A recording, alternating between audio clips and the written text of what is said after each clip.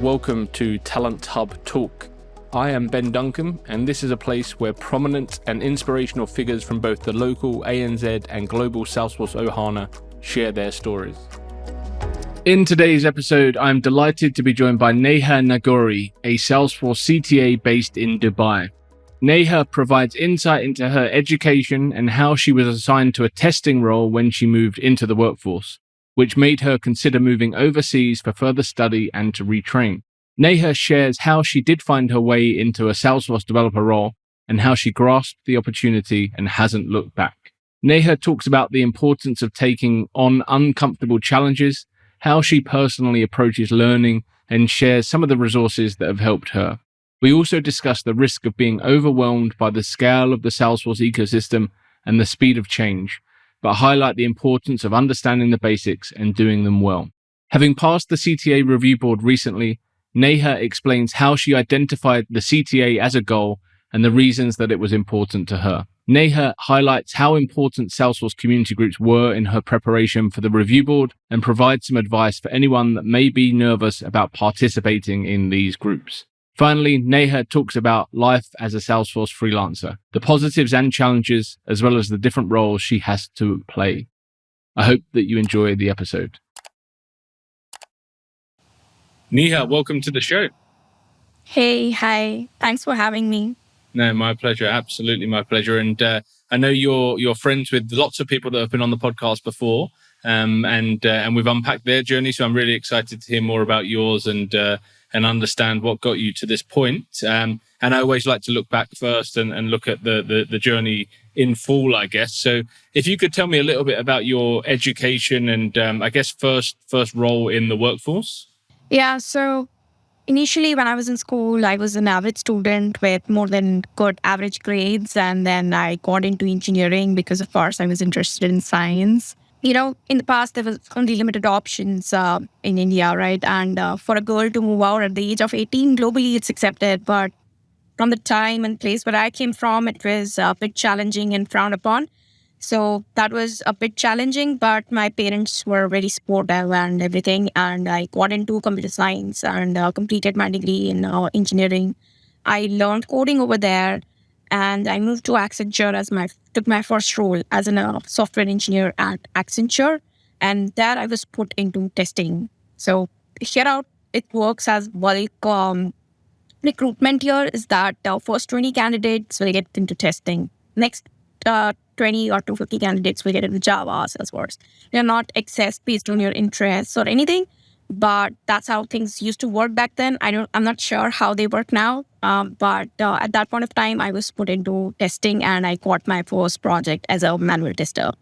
And what did you? Is that kind of what you were wanting to do? Like, were you happy with that move into testing? Was it something you were fulfilled by? No, like I said, I learned coding during my degree, and I was so much interested in coding. I learned so many things. I learned Java, I learned Android. I used to learn them my own. They were not part of the course, some of the things like PHP and everything. I did a couple of projects. So my thing was to learn new things and complete challenging projects. And when I moved to testing, it was not anymore because it was mundane. I'm not talking about every testing project out there, but the one that I got was not something I wanted to do. And I wanted to move out of it. So how did you go about moving out of it and finding your path into something that you wanted to do? Yeah, so initially I wanted to pursue higher education because that was the only way out and learn something new. And since I was always interested in coding and building projects from scratch, I was also introduced to the world of data and data analytics at some point by working into an Oracle project for a brief instance. So I applied at NYU, got into it, and just wanted to pursue the higher education and MS and do something new. And that's what I wanted to do at that point of time. But then, interestingly, I also wanted to work to a location close to my home place where I was based. And that's why randomly I picked up a project, and that was a Salesforce project. And I got into as a manual tester. But when I saw a Salesforce project, I was like, oh, hey, the project is there in front of me. I'm the user. I can test it. I can see it. I know the technology, and it's as easy to learn as you learn Facebook or Twitter.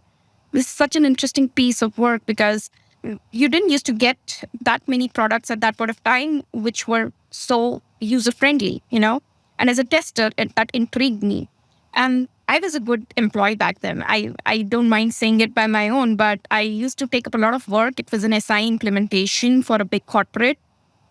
The whole team used to sit there, and I just used to take some random pieces of work and wanted to learn more. So I took some work related to a metadata dictionary and metadata tools, tooling APIs, and so many things as a tester.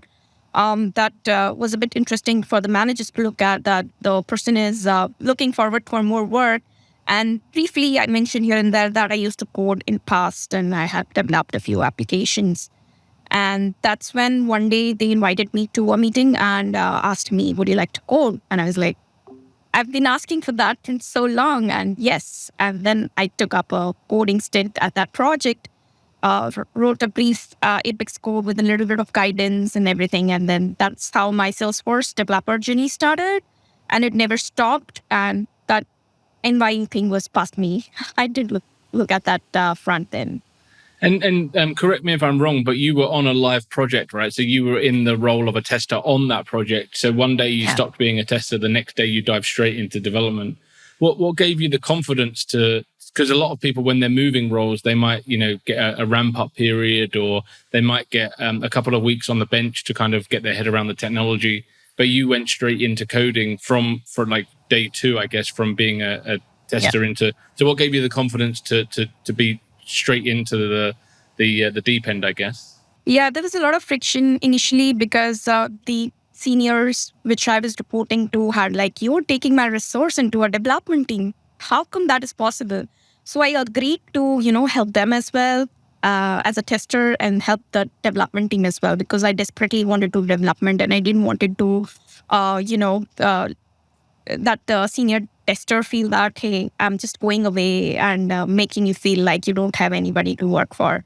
So I pulled off weekends. I used to work after office hours. I won't recommend this as a good practice for an employee, but this is what you need to do if you want to go out of the way and do something that you like and prove your worth to people and then make themselves believe in you. And that happened for me over a period of a month, and they believed in me. Trust me, it was a lot of hard work, but yeah. Did you believe in yourself? Like, did you feel that, I can do this from day one? Was it a daunting prospect, or was it something that you knew you'd be able to pick up? I did believe in myself because I had coded in multiple languages previously. And the only thing was that it's a light project, like you said. And if something breaks, then I'll be responsible. And the people who believed in me, so I was scared a little bit, a lack of confidence. But a little push from my team leads and senior developers was enough for me to keep going. And I always used to get support from my team members, and I used to pull off everything with the hard work.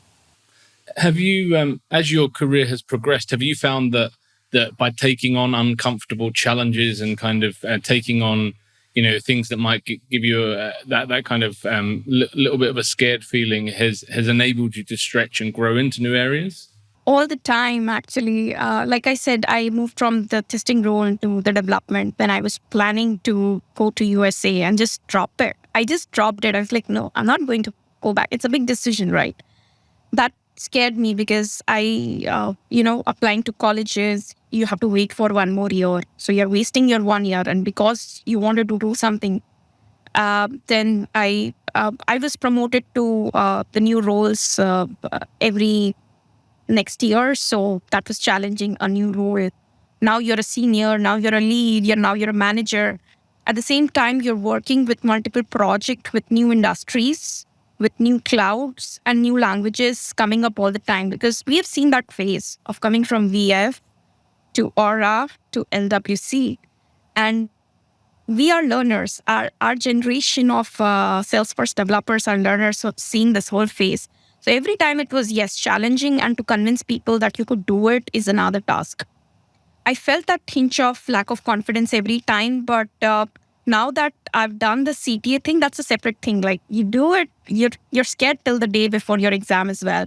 But since I've seen so many projects and everything, now it has become a full-time thing, right? Now I'm more confident, and whatever I pick, I think I feel like I can do it. Nice.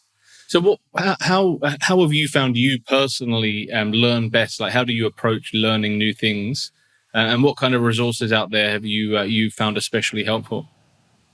Right. So whenever Salesforce releases a new technology or I'm being very specific to Salesforce now. Okay. There are other technologies as well, but let's be specific to Salesforce here that whenever Salesforce releases something new, they have this whole developer guide or LWC guide, coding guide, and everything, the whole big PDF that you have to go through. But it becomes overwhelming at first, right? That you have to read a big blog, the big thing and everything.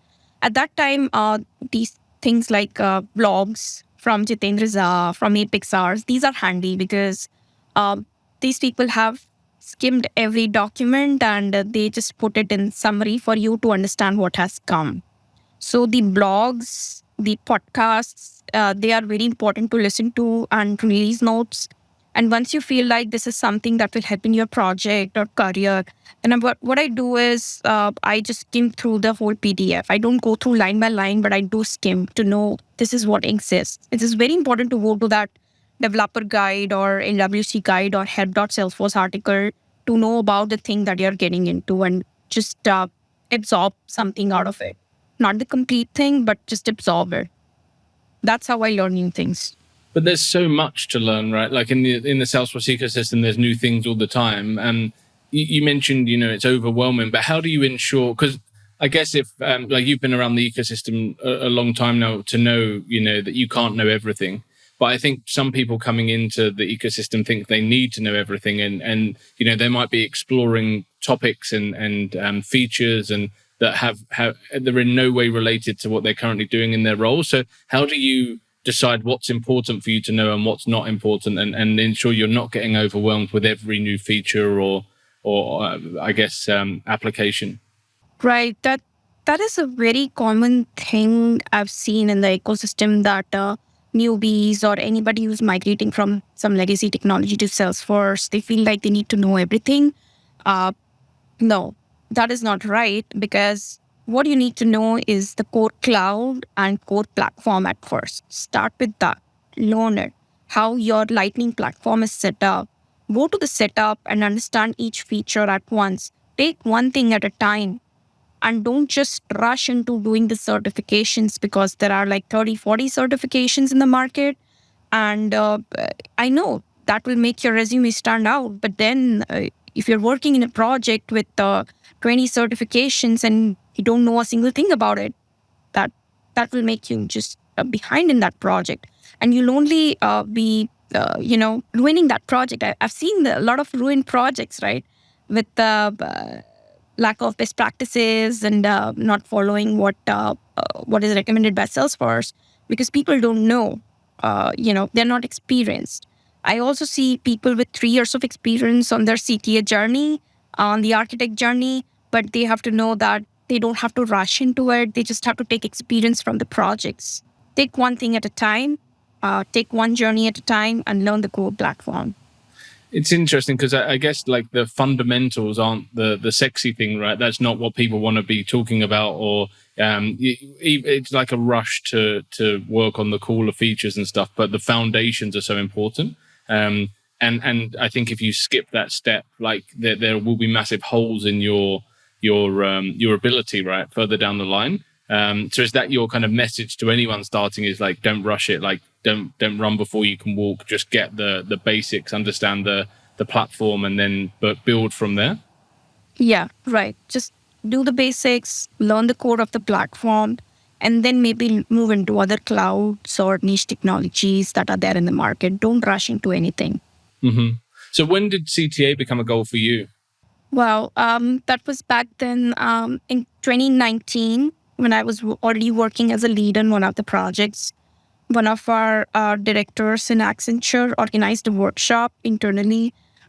We were not introduced to 601 or 602. He personally organized a workshop for us for 2 days and introduced us to, again, cores, basics, fundamentals. He started from OOPS as well. Like, if anybody doesn't know anything about OOPS, then they need to go back and learn it, right? So that was my first introduction to the world of architecture and CTA. That gave me a hit, and he just asked us to start our architecture journey with the data architect certification, system architect, application architect, and everything. Followed by that, there was this architect summit happening in Pune, and I attended it. I got to see Gaurav Khetapal. I heard Kema and Rupesh, and every other person was talking about architecture, CT journey. They even solved a small mock scenario, and that interested me. After that, I started my certification journey, and I felt like while reading the exam guides that I've already done it for the past years. Like I was lucky enough to be working in the projects which covered each and every section of the exam guide. I don't know how, somehow. And then I started these all the groups, networking, talked to a lot of people, got the mentorship, and just started my journey back then. Yeah. And obviously, a lot of people want to go down the journey, and I've had some people on the podcast recently that talk about like understanding your why, like why is it important to you? What was your why through the process? What was the importance of becoming a CTA to you personally? First thing was I wanted to be in a room of people wherein I was the woman who was not being asked her opinion. There's a lot of time I faced this thing that I was the only woman in the room of a lot of executives and managers and tech arcs. And I knew things, but I was not asked my opinion for it. And I was like, what if I had a tag with me?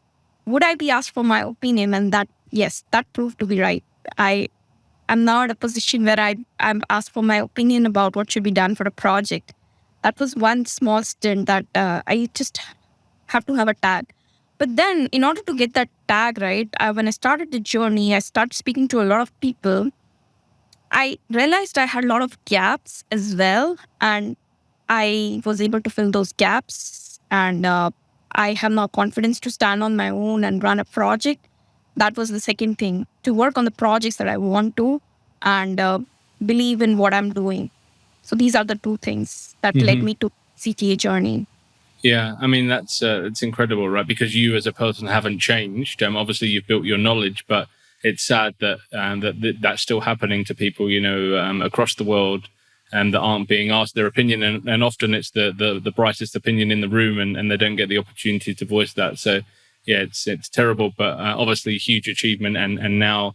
It's great to hear that you are being invited to have those conversations, although it shouldn't have been just purely down to the credential. So you've been heavily involved in the community, right? And I know, I see your involvement. I see the SEMA group and Johan and all of the work that you've been doing in that space. Did you identify that the community could play a big role in your journey to CTA, and for you to be involved in the community was going to help you achieve that goal more easily? Big time help from the community, I would say. A lot of people keep saying this on LinkedIn and your podcast. It takes a village to become a CTA, and that's really, really true. Because every person has their own gaps, their own understanding, and their own perspective to look into the solution. So once everything comes together from different person, you start to understand the perspective of other people and start to listen and grasp and absorb as much knowledge as you can. So when I started my CTA journey, I was already following Gaurav after the Architect Summit. And I saw that he was heading SIMA, looking for host and everything. I started to attend the sessions, and I willingly asked to help that, okay, if in any way I can help and understand how this thing works. Then I started helping, hosting sessions, and then I started to co-lead SIMA. After a while, I met Lilith, I met Johan, and they were my, buddies throughout my CTA journeys. Lilith became a CTA while I was preparing for it, and she's been a true inspiration and a true helper to me. When you have women to look up to, doing the things that you want to do them more. And that's the role that Lilith has played me. And there are many other people that I've met on my CTA journey. And Simon was not just it. I then became Melissa's group, the Architect Ohana, the Slack group with the abundance of knowledge over there, so many people to talk to. And that's where I met my study group. We used to meet daily and discuss technical things and things related to their projects, their CTA mocks and everything. Then Benelux group was there. And then I started my own here co-leading the Dubai architect group with Georgi and Madan. So I, I was the person back then who was wanting to get help from the community, and then slowly transformed into person who was getting and giving the help, and now a person who is now giving help to the other people. So that transformation from attending the architect summit and now going as a guest to speak there is a complete journey, and I would want to help other people who has gone through challenges and everything. I myself have gone through a lot of challenges in terms of learning, in terms of giving back to the projects, and like I said, standing in a room full of people and not getting heard. I want to help other people, and I know the community helped me a lot, and I want to become that community to others and help them. Oh, you definitely are doing that. You're doing an amazing job of that, and it's great to see. I just have on that point around being involved in the community, and some people might lack the confidence of meeting strangers online and being involved in mocks and things like that, and they might have the goal of being a CTA, and they might feel a lot more comfortable doing like one-on-one coaching and things like that. But how do you, and was that ever a factor for you of being like, because some people worry, oh, well, I've got to do this mock in front of, 10 people or 100 people or however many people might see it on YouTube. And like, was that ever a factor in your mind? And if so, how did you push through that? Yeah, that person was me at some point of time, to be honest. I was very much afraid of speaking in a group of people, hundreds of people, tens of people. And my first mock was a kind of mock which I was going to present in front of a study group. And it turned out I was presenting alongside Jitendra Zar, and he was very much later in his CTA journey. He presented his presentation. He was flawless. He was confident. He was everything you could ask for in a CTA candidate. And when I presented, I was like, can I even present? I don't think I can. But then a little bit of courage and a little bit of push from other study mates led me to present in front of the whole group. It was not a very good presentation, to be honest, but I learned a lot. They gave me a very positive feedback that you can do it. These are the little gaps that you need to fill in. And that's when you start to fill your gaps. And the next time, you make yourself a little bit better, and then better. Start giving 10 mocks, 20 mocks. Some people only require 5 mocks to go to the CT, and some people require 50, 60, and hundreds of mocks. It completely depends on you. You don't have to stop.